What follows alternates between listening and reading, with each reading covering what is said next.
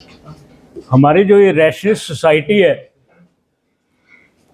मुझे ये कहने में कोई गुरेज नहीं कि हम आज जितने साथी यहाँ इकट्ठा हुए हैं, इनके इकट्ठा होने की जो वैचारिक नींव थी हरियाणा में जिन लोगों ने रखी थी, उनमें एक मैं भी था। और यहीं जीन से ही हम लोगों ने शुरुआत की थी। 1986 के आसपास की बातें हैं ये, तो आप अंदाज़ा लगा लीजिए 38 साल 39 साल हो गए हमें इस आंदोलन के साथ जुड़े। बहुत सी चीज़ें हमने खुद सीखी और बहुत सी चीज़ें हमने जो लोग हमारे साथ जुड़ते चले गए उनको सिखाने का प्रयास किया। विशेषकर मैं केवल जो रैशनिस्ट हमारा आंदोलन है, तर्कशील जो आंदोलन है, उसी के साथ ही नहीं जुड़ा रहा, और भी इसके साथ कई तरह की मुहिमें जो चल रही थी उनके साथ जुड़ा रहा। मैं नाटक भी किया करता था। नाटकों के माध्यम से भी हम लोग जाके जगह जगह जो जागरूकता थी सामाजिक, राजनीतिक, आर्थिक, वो फैलाने की लोगों में कोशिश किया करते थे। छोटा सा एक पर्चा भी चलाते थे।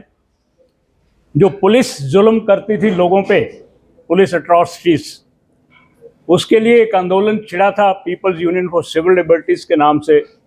उसके साथ भी मैं जुड़ा रहा।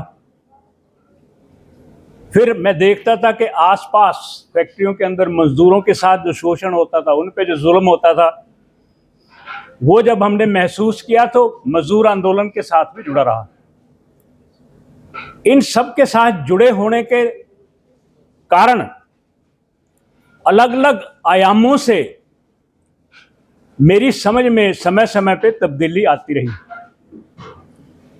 और अंत में फिर ये समझ बनी कि ये सारे मामले जो हैं, अगर इनको अलग अलग हम हल करना चाहें, ये नहीं हो सकते।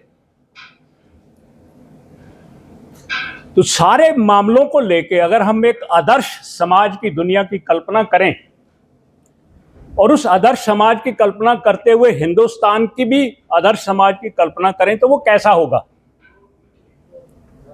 तो मेरा व्यक्तिगत दिमाग उस तरफ को चलना शुरू हुआ कि होना क्या चाहिए। तर्कशील आप बना लो।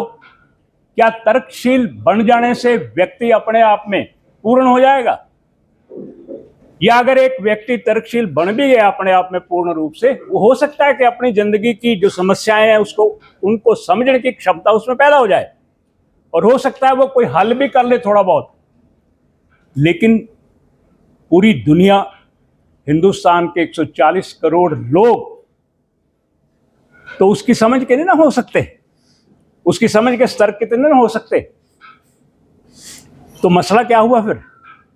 तो मसला ये समझ पड़ा कि तर्कशील बन जाओ आप, चाहे पुलिस के जुल्म के खिलाफ लड़ने वाले बन जाओ, चाहे नाटक करके जागरूकता फैलाने वाले बन जाओ, कुछ भी बन जाओ, जो एक सामूहिक बदलाव आना है वो कभी भी किसी एक संगठन के, एक व्यक्ति के कुछ भी करने से नहीं आ सकता। ये बात समझ पड़ी। अब आज हम यहां आए हैं तो मैंने सबसे पहले ये पोस्टर्स पढ़े। मुझे लगता है किसी और ने पढ़े होंगे। क्यों? आपने क्यों नहीं पढ़े और मैंने क्यों पढ़े? मैंने ये इसलिए पढ़े कि हम जितने भी साथी तर्कशील आंदोलन में जुड़े हुए हैं, हमारी समझ का स्तर पिछले 38 साल जो मैंने बताया वो कहां तक पहुंचा है। क्योंकि मैं तो इससे आगे सोच रहा हूं ना, इसलिए मैंने ये सारे पोस्टर पढ़े। इससे मुझे समझ पड़ी भी हम लोग कहां तक सोच रहे हैं। आप लोगों ने क्योंकि यहां तक भी नहीं समझा होगा, सोचा होगा, इसलिए आप लोग उस स्तर पे सोच रहे हो। आज यहां कुछ लोगों की बातें सुनने आए हो, जिसमें मैं भी एक हूं। इन सारे पोस्टरों में जो सबसे उच्चतम बात कही जा सकती है हमारे तर्कशील आंदोलन के अनुसार, वो है कि भगवान का कोई अस्तित्व नहीं है।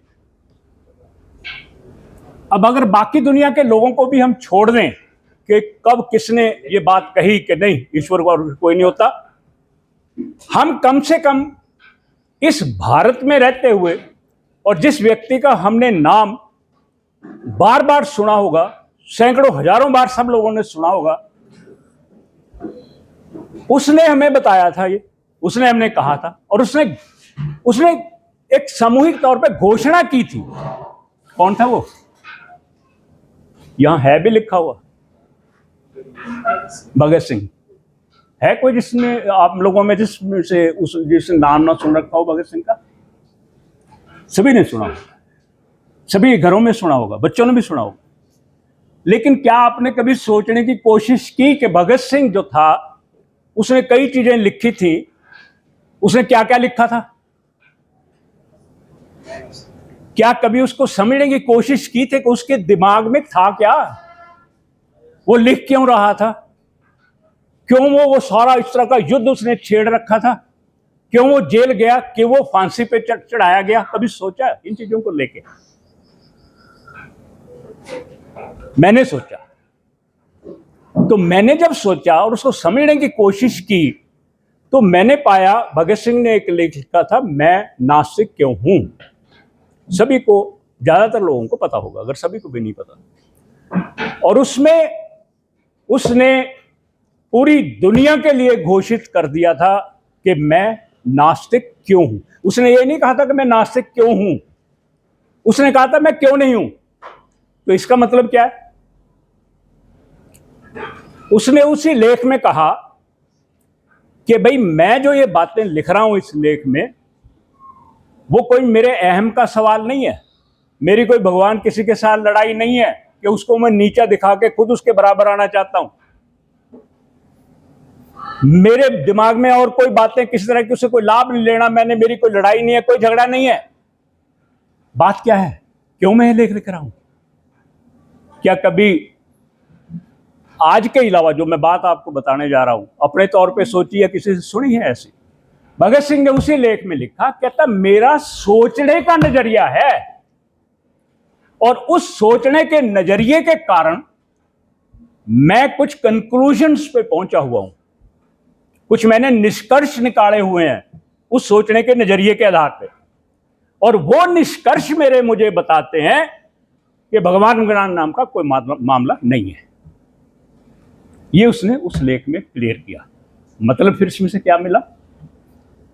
ये मिलता है हमें कि भाई साहब, सिर्फ ये घोषित कर देने से कोई भी व्यक्ति कह दे कि मैं नास्तिक हूं, मामला ये नहीं है। मामला भगत सिंह बड़ा है कि उसका सोचने का नजरिया क्या है। और ये सोचने का नजरिया जब आप जानने की कोशिश करोगे, समझने की कोशिश करोगे, ये सिर्फ भगवान के साथ नहीं जुड़ा हुआ, ये जिंदगी के हमारे जितने भी आयाम हैं, हमारा आर्थिक सिस्टम क्या है। आज सारे लोग सुनते हैं ना, पूरी दुनिया एक ग्लोबल विलेज, पूरा एक दुनिया का गांव जैसा होता है, वो बन गया कि हर एक आदमी एक आदमी को जानता है, हर एक आदमी की सुनता है, हर एक आदमी की जिंदगी एक दूसरे की जिंदगी पे प्रभाव डालती है। ये जानते हैं ना, हम सुनते हैं ना। आर्थिक जीवन पूरी दुनिया का क्या है? कितने लोग हैं आप में से सोचते हैं? तो भगत सिंह ये सवाल खड़े कर रहा है कि जब आप भगत सिंह वाला नजरिया अपना के ये कहोगे कि मैं नास्तिक क्यों हूं, तो फिर आप बाकी चीजों के बारे में भी सोचना शुरू करोगे। जैसे कि मैंने अभी आपको आर्थिक जीवन की बात बताई, राजनीतिक जीवन है एक आपका। राजनीतिक जीवन में आप लोग क्या सोचते हो, या आम आदमी क्या सोचता है कि सरकार है, चाहे वो केंद्र की है चाहे वो प्रांत की है, घोषित कर देती है इलेक्शन होंगे, फलानी तारीख को वोटें डलेंगी, जाता है आदमी वहां बटन दबा के और किसी को वोट दे आता है। आप लोग बस यहीं तक सीमित हो ना राजनीति के बारे में। उसके बाद क्या होता है, क्या नहीं होता, कैसे ये सरकार जो है टैक्स लगा के हमारा खून चूसती है, कैसे फिर वो टैक्स जो है ये लोग अपनी इच्छाओं के अनुसार उसको जो है खर्च करते हैं, कहां वो टैक्स जाता है, ये सरकारें चलाने के लिए बाकी दुनिया से कैसे टैक्स लेके हमारे ऊपर बोझ डाल रही हैं, हमारी आने वाली संतानों को जो है इन्होंने बर्बाद कर दिया है। क्या आप कभी सोचते हो वोट देते वक्त? तो आप राजनीतिक जीवन के बारे में भी नहीं सोचते। आर्थिक जीवन, आपके जीवन के अंदर जब तक आपकी जो आर्थिक समस्याएं हैं, जो आपकी आर्थिक जरूरतें हैं, वो पूरी नहीं होती, उससे आगे आप जीवन क्या सोच सकते हो? बताओ मुझे। इसके साथ बाकी सामाजिक जीवन ले लो आप अपना। भगत सिंह को अगर हम सारे को पढ़ लेते, उसी से पता चल जाता है। भगत सिंह का एक लेख है छूत समस्या, उसने वहां 1925 या 23 का कुछ लेख है उसका। ये जो आज हम समस्या जिसके साथ जूझ रहे हैं, जिसे हम जाति की समस्या बोलते हैं, वो 1924-25 में लिख रहा है भगत सिंह। उसमें कितने के लोग हैं, हमने उस बात को समझने की कोशिश की और उसका हल क्या है? मुझे तो कोई मिलता नहीं। अगर आपको कोई मिल जाए तो मुझे बता देना, मैं उसके पांव छूने के लिए तैयार हूं। दोस्तों, सोच का स्तर हमारी का कहां खड़ा है? 4 तरह के लोग होते हैं। अगर आप अपने इर्द गिर्द और कभी खुद रात को या दिन में, जब भी कभी आप टाइम मिले, बैठ के घर में सोचो 10-15 मिनट, तो 4 चीजें नजर आएंगी आपको, 4 तरह के लोग नजर आएंगे और उससे आप भी अपने आप को पहचान सकते हो आप क्या हो। नंबर 1, वो लोग जो बाकी जीव जंतु इस धरती पे पैदा होते हैं, उस तरह पैदा हो जाते हैं।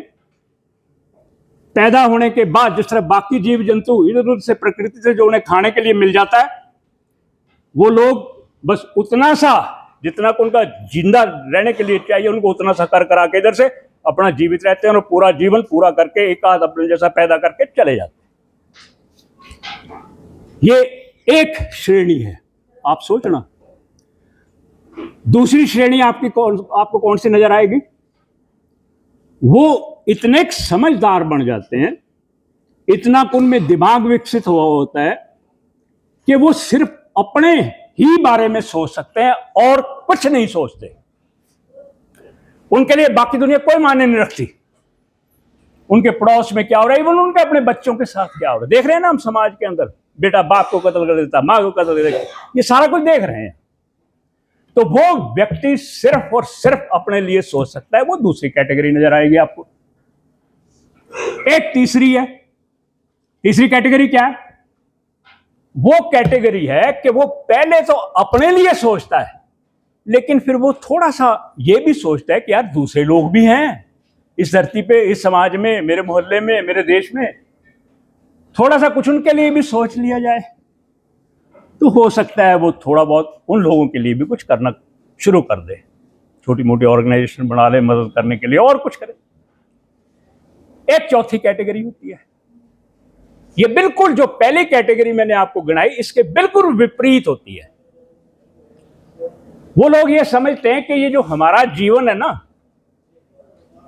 ये जीवन तभी तक सार्थक है जब बाकी जो लोग हैं उनका जीवन कुछ सार्थक बनेगा। वो फिर बाकी लोगों का जीवन सार्थक बनाते हुए अपना जीवन सार्थक बनाने के लिए अपना पूरा जीवन होम कर देते हैं।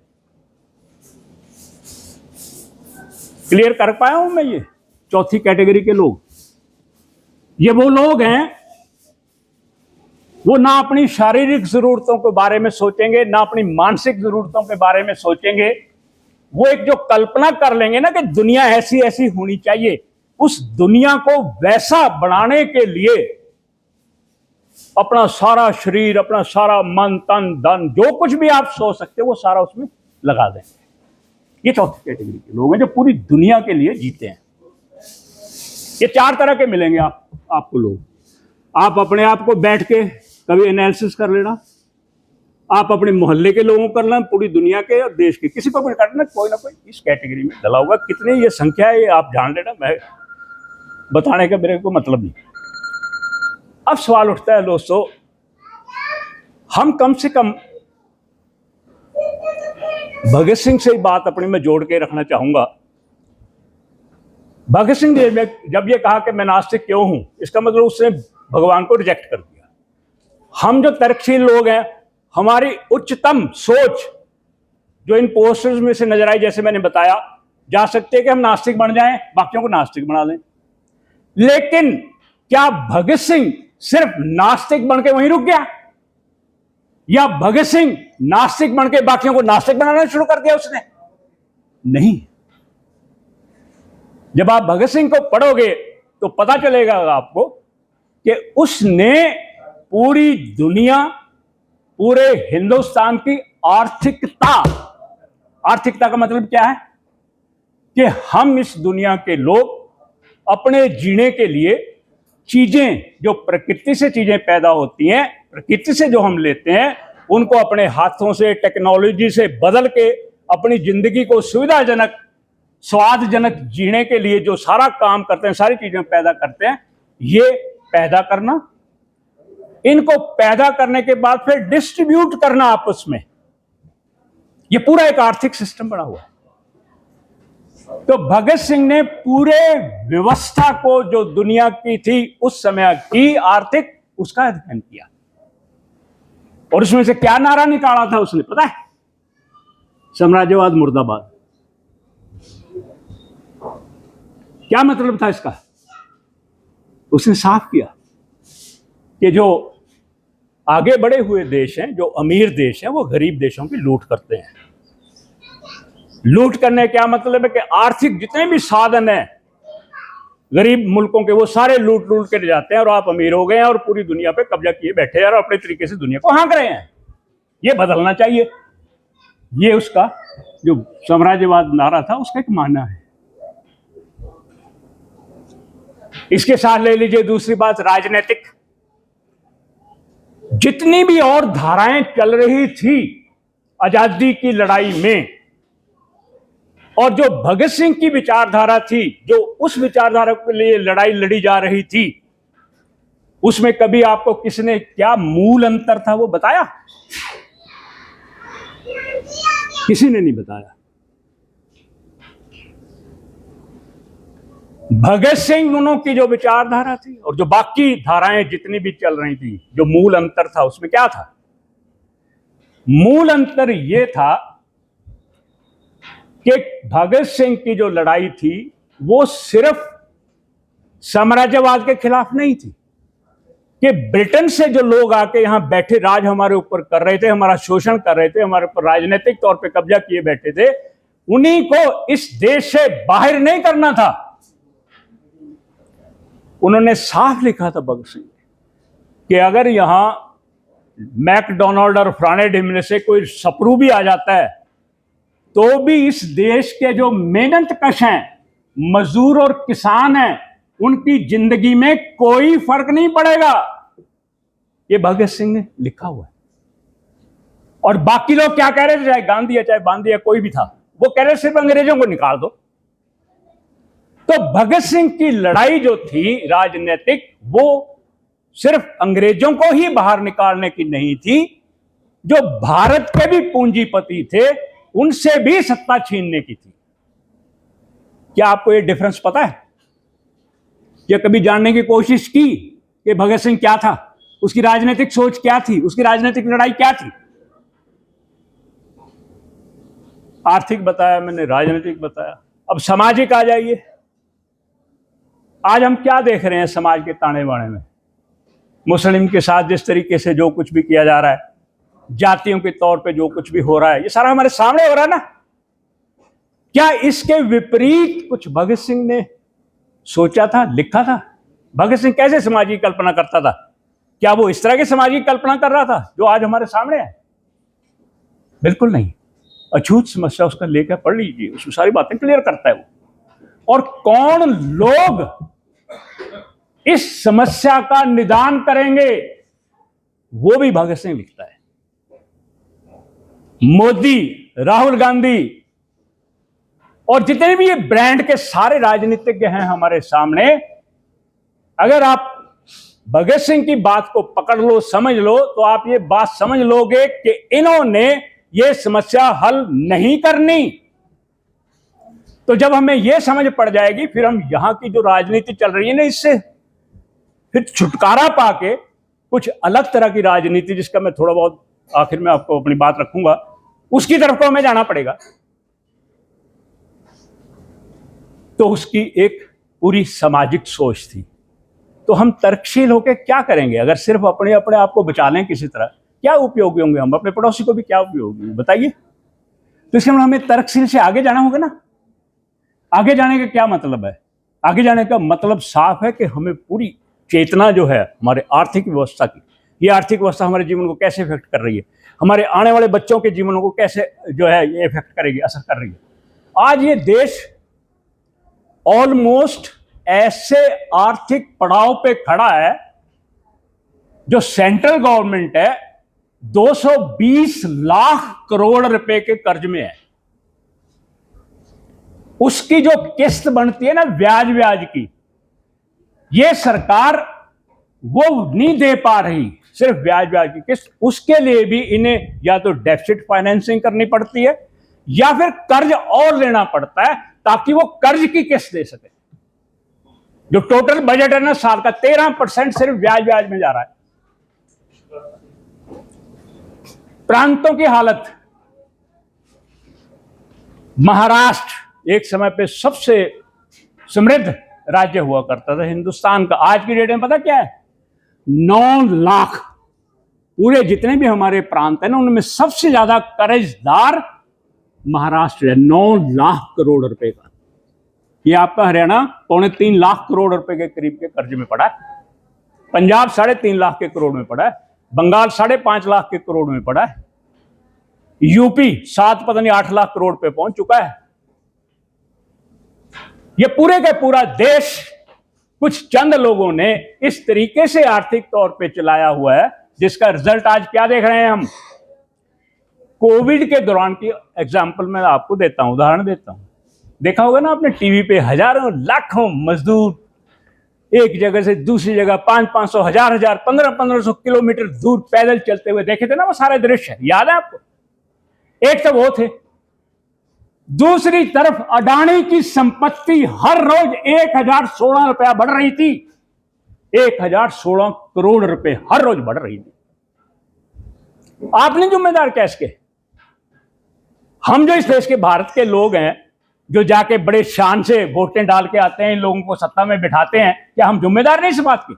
एक तरफ हमारे लाखों मजदूर थे, हमारे लाखों भाई लोग थे, वो जो कि मर रहे थे सड़कों के ऊपर, कुत्तों का मांस खा रहे थे। वो देखा होगा आपने, याद होगा, मेरे अब तक याद है वो सीन। कुत्तों का मांस जो खिलाने पे मजबूर कर रखा था यहाँ के जो सत्ताधीश हैं वो लोग। 1016 करोड़ रुपया पर डे उसकी बढ़ रही थी वर्थ जो है अडानी की, और दूसरी तरफ ये लोग। आज की स्थिति क्या है वो तो आपको पता ही है ना। ये अपने आप केंद्र सरकार बोलती है कि हम 80 करोड़ लोगों को 5 किलो अनाज देते हैं ताकि वो जी सके।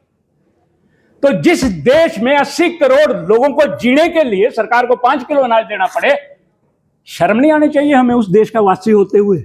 आग नहीं लगा देनी चाहिए इस देश को हमें? किसके लिए है ये देश? हमें बताइए किसके लिए? तो दोस्तों, ये दो पक्ष बिल्कुल सामने स्पष्ट हैं। एक है जो कुछ भी हम करें, चाहे कोई संगठन बनाएं, चाहे व्यक्तिगत तौर पे कहीं नौकरी करें, कोई धंधा करें, पेशे करें, कुछ भी करें, एक तो है कि क्या हम ये जो व्यवस्था चल रही है इसको मजबूत करें, इसको जिंदा रखें, इसका एक हिस्सा बने। दूसरा है कि इस सारी व्यवस्थाओं को तहस नहस किया जाए और दुनिया, ये भारत एक नई नींव पे खड़ा किया जाए, एक नए तरीके का देश बनाया जाए। और अगर उसकी उदाहरण हम चाहें ना, पहले तो कुछ लोग रूस की उदाहरण थोड़ी बहुत दिया करते थे ना। रूस को तो कहते थे कम्युनिस्ट देश है ये, इसलिए उसमें तो वो लांछन लगा के उसको एक तरफ कर देते थे। लेकिन आज चीन ने ये करके दिखा दिया है आप लोगों को, पूरी दुनिया को ये करके दिखा दिया है। चीन कोई साम्यवादी देश नहीं है, पूंजीवादी देश है चीन भी, लेकिन उसने भी करके दिखा दिया ये। आप तो कम से कम वहां से सीख लो। चीन का कोई न्यूनतम स्तर अपने दिमाग में बना लो दोस्तों, और लड़ना शुरू करो कि हम अपने देश को इस स्तर का बनाना चाहते हैं। ये क्या है इस देश के अंदर, हमें बताओ। कोई भी आदमी किसी चीज के बारे में भी, किस चीज का वो कर सकता है, वो अपना जो अपने आप को समझ सकता है कि हाँ ये मैं बहुत, जिस तरह हमें बताया जाता है ना कि हम विश्व गुरु बन गए। काहे के विश्व गुरु बन गए भाई, बताओ मुझे। देश में, पूरी दुनिया में कौन है ऐसे हिंदुस्तान को पूछने वाला, मुझे बताइए कोई। छोटे छोटे देश, अभी लेटेस्ट तो हमारे सामने है ना, जो ट्रंप कर रहा है अमेरिका में, और जो मोदी वहां जाके आया, और वो छोटे छोटे देश जो है, कोलंबिया हो चाहे वो कनाडा हो, किस तरीके से डील कर रहे हैं उसके साथ। और ये मोदी जिसको हम कहते हैं कि 140 करोड़ का नेता है, और जो कहते हैं ये विश्व गुरु है, ये क्या करके आया वहां? काय का भी शुक्र है ये हिंदुस्तान। तो दोस्तों, मैं तो सिर्फ इतना सा कहने आया था आपसे कि हमारा जो तर्कशील आंदोलन है ये यही नहीं रुकना चाहिए, इससे आगे हमें सोचना शुरू करना चाहिए। मैं इतना कर सकता हूँ, 81 साल की मेरी उम्र है, आज 82 होने जा रहा हूँ थोड़े दिनों में। तो अगर आप यहाँ कोई ऐसा थिंकर्स फॉर्म कुछ ऐसा बनाना चाहो जिसमें कि हम समय समय पे बैठ के, जो दुनिया में घटनाएं घट रही हैं, जो हिंदुस्तान में ऐसी घटनाएं घटते हैं जो पूरे देश के लोगों को प्रभावित करते हैं, हमारे मजदूर किसानों को, गरीबों को प्रभावित करती हैं, उन पे हम चर्चा करें, उन पे हम अपना ओपिनियन बनाएं, अपनी राय बनाएं, उस राय को फैलाएं। ये देखिए कैसे कैसे नरेटिव क्रिएट करते हैं और जो है उसको फैला के किस तरीके से हमको जो है हाँक रहे हैं। ये कुंभ की जैसे साथी ने बात की, इनके कहने के अनुसार 66 करोड़ लोग वहां पहुंचे। हम कई बार मैं सोचता हूं कि हम तर्कशील आंदोलन में छोटा मोटा काम कर रहे हैं, क्या कभी हम इस स्केल पे जा सकते हैं कि हम 66 करोड़ लोगों को इकट्ठा करके समझा सकते हैं कभी कि आओ भी तर्कशील बातें बताते हैं आपको? कर सकते हैं। और इस सारे उसमें कुंभ के मेले में आपने देखा, कुंभ प्रयोजन में किस तरीके से जो धार्मिक ताकतें थी, जो पूंजीवादी ताकतें थी, अडानी अंबानी भी जाके वहां नहा रहे हैं और वो टीवी के ऊपर हमें दिखाया जा रहा है। जो राजनीतिक ताकतें थी वो सारे के सारे वहां जाकर डुबकी लगा रहे हैं, वो हमें दिखाया जा रहा है। पूरी की पूरी धार्मिक, पूरी की पूरी राजनीतिक, पूरी की पूरी आर्थिक ताकतें जो हमारी जिंदगी को कंट्रोल किए बैठे हैं वो वहां बैठी थी, और उसके साथ जितना भी मीडिया था वो सारा 24 घंटे यही कुछ दिखा रहा था। किस लिए दिखा रहा था? कि हम सारे के सारे वहां जाएं। वो दूसरी बात है कि 66 करोड़ गए, बाकी लोग नहीं गए, ये एक अलग बात है। लेकिन उन बाकी लोग जो गए नहीं, उनमें से बहुत से ऐसे रहे होंगे जिनकी कुछ मजबूरियां नहीं रही होंगी, इच्छा तो रही होगी उनकी जाए और ना आए, लेकिन अगर वो चाहते तो वो बाकी लोगों को भी ले जा सकते थे, या वहां से पानी लाके कहीं नहलवा सकते थे हमें, अगर जरूरत होती उन्हें तो दोस्तों, एक तरफ तो ये अंधी ताकतें हैं जो हम एक ऐसे अंधकार की तरफ को ले जा रही हैं जहां सिवाय जाहिल बनने के हमारे लिए कुछ नहीं बचेगा, कुछ भी नहीं बचेगा। हमने तो अपनी जिंदगी जैसी भी है जी ली, लेकिन हमारे बच्चों के लिए तो कुछ भी बचने नहीं जा रहा अगर आप लोग थोड़ा बहुत अब सोचना समझना शुरू नहीं करते और इस देश के अंदर बदलाव के लिए कुछ करना शुरू नहीं करते। धन्यवाद दोस्तों।